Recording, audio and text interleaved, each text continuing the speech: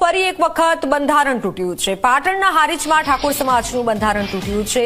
કલાકાર અર્જુન ઠાકોરના સાસરિયામાં બંધારણ તૂટ્યું। અર્જુન અને ગબ્બર ઠાકોરની ઉપસ્થિતિમાં રાસ ગરબા યોજાયા। ઠાકોર સમાજના આગેવાન મોમોજી સોનાજી ઠાકોરના ઘરે લગ્ન હતા।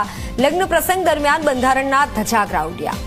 મહત્વનું છે કે અગાઉ સમાજમાં કુરિવાજો ડામવા ઓગળધામ ખાતે 4 જાન્યુઆરીના રોજ રાસ ગરબા અને ડીજે પર પ્રતિબંધ મુકાયો હતો। સાથે બંધારણ તોડવા બદલ ઠાકોર સમાજે કલાકાર અર્જુન અને ગબ્બર ઠાકોરને 1 વર્ષ માટે સમાજ બહાર પણ કર્યા હતા। જે બાદ ફરી એક વખત ઠાકોર સમાજનું બંધારણ તૂટવાની ઘટના સામે આવી છે। જુઓ કે જ્યાં ગરબા થઈ રહ્યા છે, ડીજે પણ વાગી રહ્યું છે, ઠાકોર સમાજનું બંધારણ ફરી એકવાર તૂટ્યું છે। પાટણના હારીજમાં કલાકાર અર્જુન ઠાકોરના સાસરિયામાં લગ્ન પ્રસંગનો માહોલ હતો અને લગ્ન પ્રસંગ વખતે આ રીતે ડીજે રાખવામાં આવ્યું હતું, ગરબા રાખવામાં આવ્યા હતા, બંધારણના ધજાગરા ઉડ્યા હોય। તો જય બાબારી મિત્રો, શું આ બંધારણ અમારા બંને ભાઈઓ માટે ને અમારા હગાવાલા માટે છે? જેટલી જગ્યાએ ડીજે વાજ્યા છે ત્યાં તો કોઈ જુ નથી।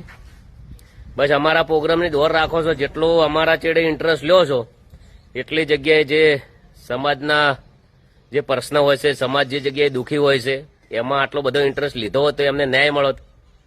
જે ટુવાનો પ્રશ્ન હતો દીકરીનો, હમણાં એક થરાની અંદર એક દીકરી હાવ હાજી હમ એક્સપાયર થઈ ગઈ હોસ્પિટલમાં, તો કોઈ જાતું નથી।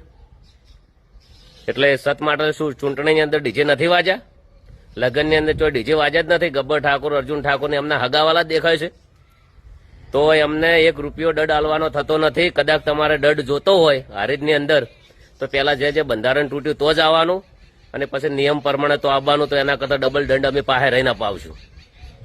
અને કોઈ બી સમાજના પ્રશ્નનું કીધું કે સમાજ બહાર, તો એના અંદર કાયદેસર ગુનો દાખલ થાય છે। એટલે જે બોલો ને તો વિચારીને બોલજો। જય બાબા।